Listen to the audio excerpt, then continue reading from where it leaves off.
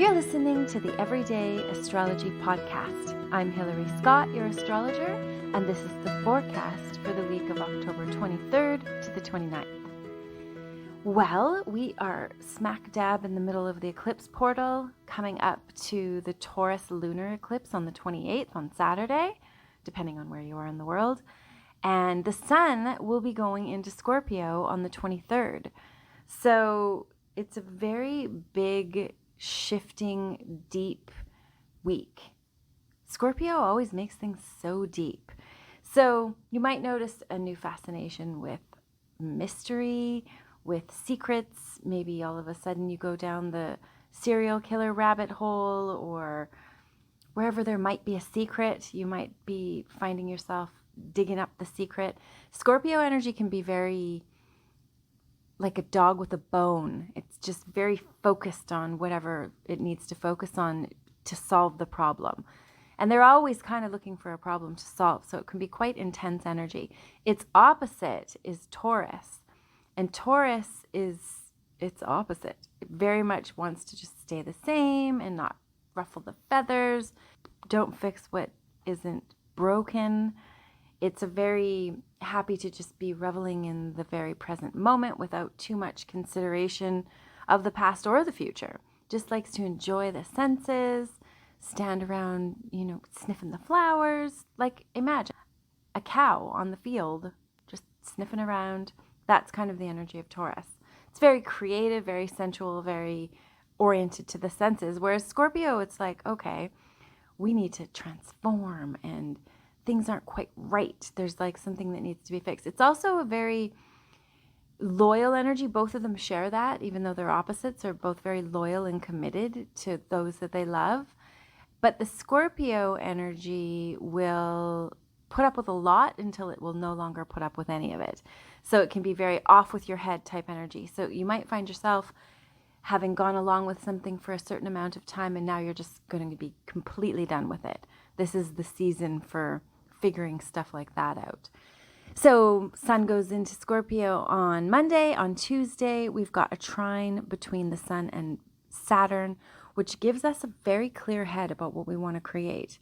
Very certain focus on what we need to worry about, what we need to do, get all of our ducks in a row, dot your I's, cross your T's, make sure that the paperwork is done, make sure that things are getting organized, use that energy.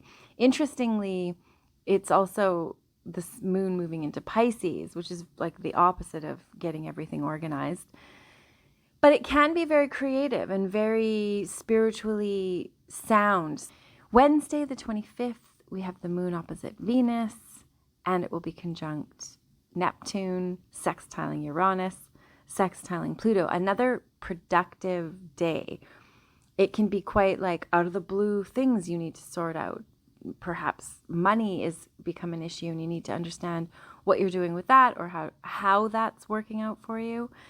Very creative ideas can be coming to you with the Neptunian energy, and also transformative. So what's coming to you is probably very inspired and interesting and helpful.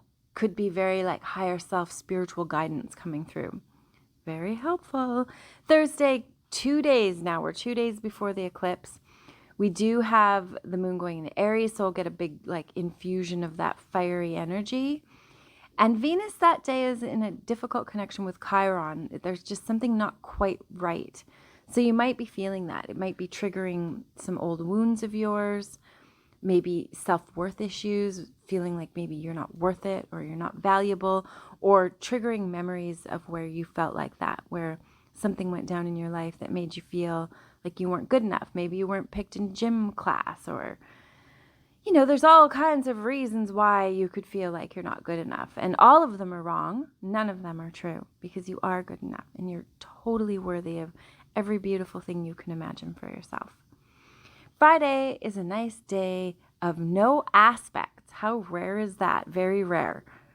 It's the 27th, moon is in Aries. So again, you'll probably have a lot of big energy going into this eclipse day. Give yourself a break too. It's a full moon, which is the sun and the moon opposing each other. So it's very much highlighting any of the issues that we may have subconsciously. This is the last of the eclipse kind of the group of them that started November 2021. So this is sort of the bookend to anything that went down in that period of time.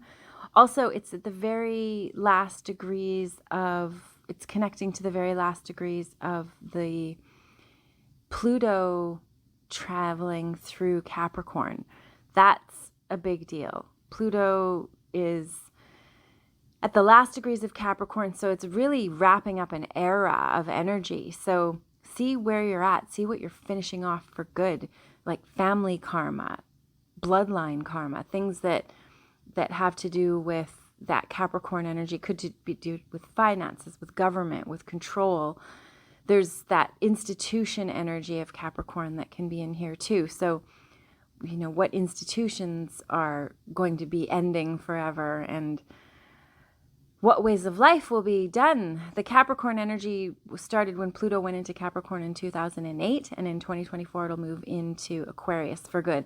And we're already getting a glimpse of what that means with the Pluto in Aquarius. The AI that's coming into the world is causing all kinds of concerns for the creatives of the world, because they are going to be the ones that are seemingly easily replaced. But if you've done any play around with AI, you can see that it's not that great. It's like it can write, and it can write fast, and it can write good enough, but there's just some sort of element of humanity that is missing from AI when it does try to write. So this eclipse in full moon lunar eclipse in Taurus is also a powerful day. It's got the moon squaring Pluto. It's also got Mars in an opposition to Jupiter, and Mercury also in an opposition to Jupiter. They're conjunct as well in Scorpio. So there's this very scorpionic energy. Jupiter is in Taurus, and the moon it's conjuncting that. So it's big, like just kapow energy. It's like a really big, it's hard to even describe it. Like, I think with Mars there, it could be very warish. There could be all kinds of maybe shocking, like it could even be explosions. Things to do with Mars is like fiery, aggressive energy, and the opposition to Jupiter. Jupiter can just expand things as well. It is in Taurus, Jupiter, so that's the opposite to the the Scorpio Mars and the Mercury Mars. The Mercury opposite Jupiter too, so it could be explosive words, things that need to be said. It could be like just losing your temper.